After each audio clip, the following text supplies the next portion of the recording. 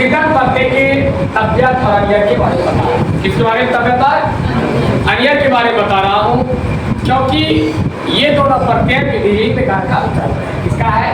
विधिलिंग लकार। विधिलिंग लकार का क्या है? विकल्प है।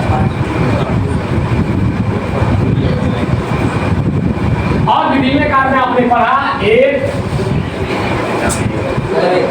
एताम एयु, एताम एत, एयम एम और एम।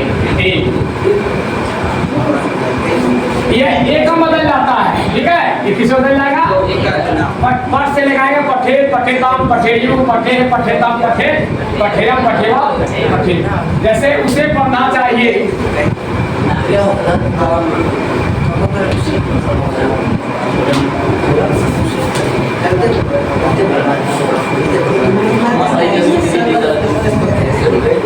हम लोगों को पढ़ना चाहिए। इसका बाद क्या लिखेगा? व्यायाम। और ये क्या व्यायाम का? अब देखिए हमने कहा था कि जब लकार से बनाइएगा, ठीक है, इसमें क्या आता है? पुरुष और वचन का प्रयोग। लकार से बनाने क्या था? पुरुष और यदि प्रत्यय से बनाएंगे क्या होगा? लिंग और वचन। यदि वचन कॉमन है, वचन का काम दोनों बने। वचन का काम क्या होगा? दोनों पड़ेगा, लेकिन एक में पुरुष का, एक में लिंग का। जब हम इससे बनाएंगे तो उसको पुरुष और वचन को देखना है। कर्ता जिस पुरुष के जिस वचन रहेगा, क्रिया उसी पुरुष के उस वचन में होगा। तो अब क्या आ गया? व्यायाम है सात औके तो यम आम व्यायाम। उत्तम पुरुष का वचन है, उत्तम पुरुष का वचन तो यहाँ क्या? एम है। क्या होगा? व्यायाम। ये इसका बात हो गया। और इसके लिए हमको क्या करना होगा? प्रत्येक पद बनाना होगा। तो इसको हम जब इसका बताएंगे पहचान, उसके बाद हम बताएंगे इसको इस पर कैसे अनुवाद करें इसी को।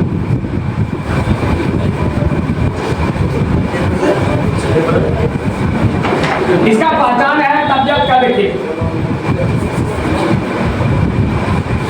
तबियत, ठीक है, तबियत, तबियत,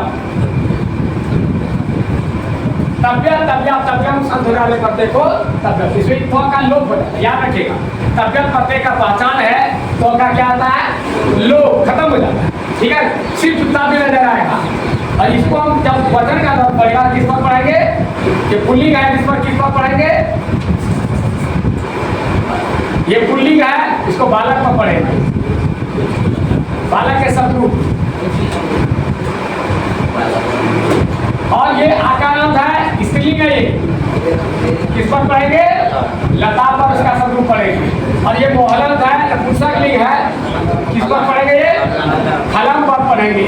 वचन इसी सबको काम आ जाए, ठीक है। तो इसका क्या होगा? जैसे पढ़ लो तबियत, क्या होगा? पठी तबियत, ठीक है।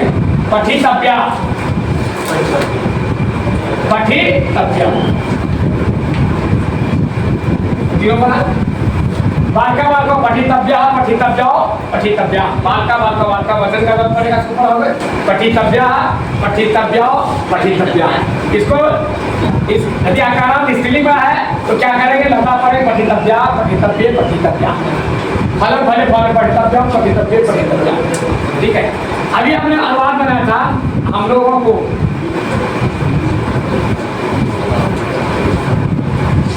पढ़ना चाहिए। पहले मैंने किस पर बनाया था?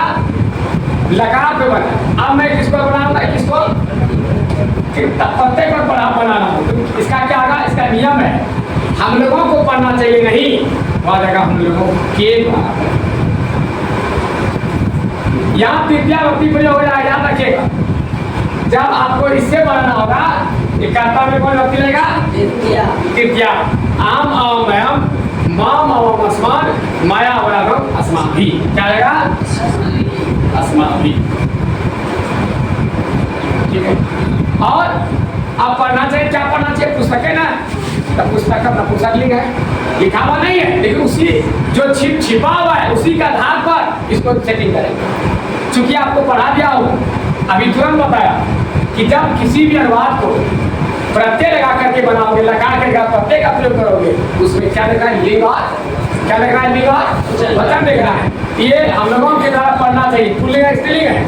पढ़ना चाहिए पुल्लिंग, पढ़नी चाहिए तो स्त्रीलिंग। तो पुल्लिंग है इसलिए अस्माभि लिख दिया यहाँ, तृतीया विभक्ति लगा यहाँ, कर्ता में तृतीया विभक्ति लगा, याद रखिए। हम लोगों के द्वारा, हम लोगों को पढ़ना चाहिए, हम लोगों के द्वारा पढ़नी चाहिए, उसे पढ़ना चाहिए, उसके द्वारा पढ़नी चाहिए, ठीक है ना। तो पुस्तक अवश्य कर्ता कौन है? इसे छिपा हुआ है कौन? ये कर्ता नहीं है, ये कौन है? ये द्वारा कौन होती है? कर्ता ने कर्म को कर्म से के द्वारा, ये तृतीया विभक्ति है। क्रिया का तालमेल किसके साथ है? बोलो, कर्ता के साथ। कभी कभी वाक्य में कर्ता छिप जाता है, इसमें कर्ता छिपा हुआ है, कर्ता है ही नहीं, तो अपने मन से निकालना होगा कर्ता। तो क्या कर्ता करेंगे? पढ़ना है। पढ़ना क्या चीज पढ़ते हैं? भोजन नहीं पढ़ते हैं, किताबें पढ़ते हो? क्या आकाश पढ़ते हैं? किताब पढ़ते हैं ना, तो किताब का पुस्तकम होता है, नपुंसकलिंग है। उसी नपुंसकलिंग के आधार पर यहाँ क्या आगा? पठी तब यम। ये किसका आधार पे हुआ? कर्ता। कर्ता है कहाँ? छिपा हुआ है। क्रिया से ही कर्ता को ढूंढ के निकालना है कि पढ़ाएगा क्या पढ़ सकता है। खाना है तो क्या खाए? भोजन करे, भोजन नपुंसक को। इस तरह से या जो छिपी भी करता है, छिपा हुआ करता है, उसी के आधार पर आप उसको समझ लिए कि वह कौन सा लिंग हो सकता है, उसी आधार पर लिंग और वचन को ठीक है। यहाँ इसका इसके साथ कोई तालमेल नहीं है। क्यों? क्योंकि ये कर्ता नहीं है। क्या है? क्या है? बोलो, करण है। करण के साथ कर्ता का क्रिया का लकार का कोई तालमेल नहीं। इसका तालमेल किसके साथ है? कर्ता के साथ है। ऐसे कर्ता नहीं है, जब उसमें कर्ता नहीं रहे, उसमें क्रिया के साथ दिमाग लगा कर कर्ता को जो कौन कर्ता हो सकता है, उसी के अनुसार क्रिया का तालमेल बनना है। ये आपको समझ गया? आप देखिए तर्जन का वचन में तर्जन वाले मध्य को तर्जन पत्ते कहते हैं। अब मैं आपको बताऊंगा अनियर।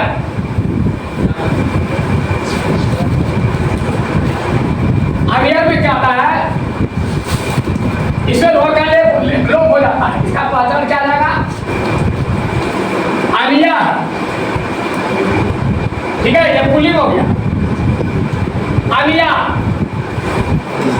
ये क्या गया? स्त्रीलिंग। और अनिया, अनिया, ये क्या गया? नपुंसक। जब कोई ऐसा शब्द है जिसके अंदर अनिया रहे, अनिया रहे, अनियम रहे, समझ जाना वो कौन सा प्रत्यय है? अनिया। कौन सा प्रत्यय है? अनिया है। समझ गए ना? अनिया ये पुल्लिंग है, इसको बालक में पढ़ना है। किस पर? ये आकारांत है, इसको किस पर पढ़ना है? लता पर, इसको अलग पर। ठीक है। चूंकि वचन का जरूरत पड़ेगा ही, तो क्या गा? जैसे पठ में लगाए तो क्या गा? पठ जोड़ अनिया। क्या गा? पठनिया, ठीक है, पठनिया, पठ नियम, ठीक है। अब जरूरत पड़ेगा बाल का बाल, तो पठनिया, पठनिया, पठनिया, लता लते लता, पठनिया, पठनिया, पठनिया, ठीक है। और फलम फले फल, पठनिया, पठनिया, पठनिया, ठीक है। पठनिया मतलब पढ़ रहे, इसका अर्थ योग्य भी होता है। जैसे कि यह पुस्तक पढ़ने योग्य है, तो क्या होगा? इदम पुस्तकम, पुस्तक के लिए यह आया है। इसी का अनुसार तालमेल दोनों है।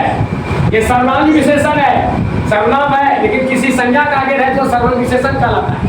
इसके लिए आया है ना, इसी के लिए आया है। इस या पुस्तक के लिए आया है, इसलिए इसके साथ नपुंसक लिंग पढ़ना होगा। क्योंकि इसका तीनों रूप है। आयम, इमो, इमे पुल्लिंग, इयम, इमे, इमा स्त्रीलिंग, इदम, इमा नपुंसक। इदम पुस्तकम, यह पुस्तक पढ़ने योग्य है। नपुंसक ही है ना, चलेगा बात है। जब पुस्तक पढ़े, यदि किसी वाक्य में योग्य है तो वहां पर आपको तबियत जानिए प्रत्यय लगा सकते हैं। आपका अनुवाद। क्या चाहिए वाला है तो भी इसका अनुवाद। इसके लिए क्या होगा, पढ़ना चाहिए तो आगे में कौन सा व्यक्ति लगाएंगे? यदि इस दोनों में से किसी से अनुवाद करना है, चाहिए वाला अनुवाद, चाहिए जिसमें लिखा है, उसमें कर्ता में कौन व्यक्ति लगाना है? तृतीय व्यक्ति। क्या वो कर्ता है रहेगा? कर्ता से अलग से ढूंढ के निकालना होगा। यदि कर्ता है तो कर्ता के अनुसार क्रिया करना है, ठीक है, परिवर्तन। नहीं है तो ढूंढिए कि कर्ता से हो क्या सकता है, क्रिया के नाम पर कर्ता का पता है, उसके अनुसार क्रिया जैसा कि मैंने आगे में आपको समझाया। तो आज आपकी सेवा में ये तबियत और अगले पढ़ने के बारे में सिखाया, इसका प्रयोग भी वाक्य में अनुवाद में कैसे होता है इसके बारे में भी सिखाया। और फिर इसी तरह में और प्रत्यय है बताऊंगा। कुछ प्रत्यय अब ऐसा कोई प्रत्यय नहीं है जो कि किसी लकार के विकल्प में है। मैंने एक प्रत्यय बताया था, शायद याद मुझे नहीं है, रहा वाला प्रत्यय पढ़ाया कि नहीं, उसको मैं एक बार पढ़ाऊंगा एक वीडियो में। और भी आपको रहा के बारे में बताऊंगा कि अनुवाद रहा रहे वाला अनुवाद जो है आप कैसे बनेंगे, चूंकि ना उसका कोई विकल्प है, उसका विकल्प भी नहीं है। इसका तो विकल्प था, जैसे लकार के बदले में हम यूज करते हैं, लेकिन रहा रहने वाला जो है उसका कोई लकार नहीं जो उन्होंने बनाया है, वो तो प्रत्यय से ही उसका अनुवाद होगा। और उसको मैं अगले वीडियो में आपको स्पेशल रहा रहे वाला ये बताऊंगा कि इसमें कौन कौन सा प्रत्यय का प्रयोग होता है, भूतकाल वर्तमान काल में कैसे इसको लट लगा और लग लकार में कैसे इसको प्रयोग करेंगे, उसको हम बताएंगे। और आगे आप देखिएगा। तब तक के लिए मैं आपसे विदा लेता हूँ। इसको वीडियो को देखेंगे, समझेंगे और अधिक से अधिक लोगों को शेयर करेंगे। तब तक के लिए धन्यवाद।